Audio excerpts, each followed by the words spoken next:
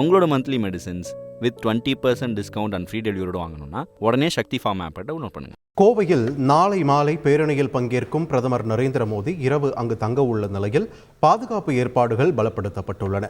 நாளை மாலை 5:35 மணிக்கு கர்நாடக மாநிலம் ஷிவமோகா விமான நிலையத்திலிருந்து ராணுவ விமானத்தின் மூலம் கோவை விமான நிலையம் வந்தடையும் பிரதமர் நரேந்திர மோடி அங்கிருந்து வாகன பேரணி துவங்க உள்ள மேட்டுப்பாளையம் சாலை கங்கா மருத்துவமனை அருகே 5:45 மணிக்கு சாலை மார்க்கமாக வருகிறார்.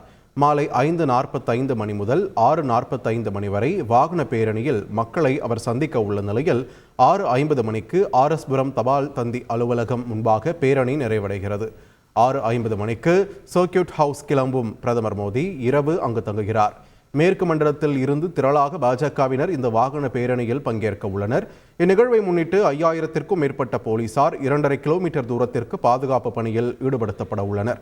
கோவையில் இரவு ஓய்வெடுத்த பின்னர் அடுத்த நாள் காலை 9:30 மணிக்கு கோவை விமான நிலையத்திலிருந்து ஹெலிகாப்டர் மூலம் கேரள மாநிலம் பாலக்காடு செல்கிறார் பிரதமர் மோடி. பாலக்காட்டில் நிகழ்வுகளை முடித்துக்கொண்டு பிற்பகல் 12:50 மணி அளவில் ஹெலிகாப்டர் மூலம் சேலம் செல்கிறார். பின்னர் 1 மணி அளவில் சேலத்தில் நடைபெறும் பொதுக்கூட்டத்தில் பங்கேற்கும் அவர் 2:25 மணிக்கு சேலம் விமான நிலையத்திலிருந்து ராணுவ விமானம் மூலம் டெல்லி செல்கிறார்.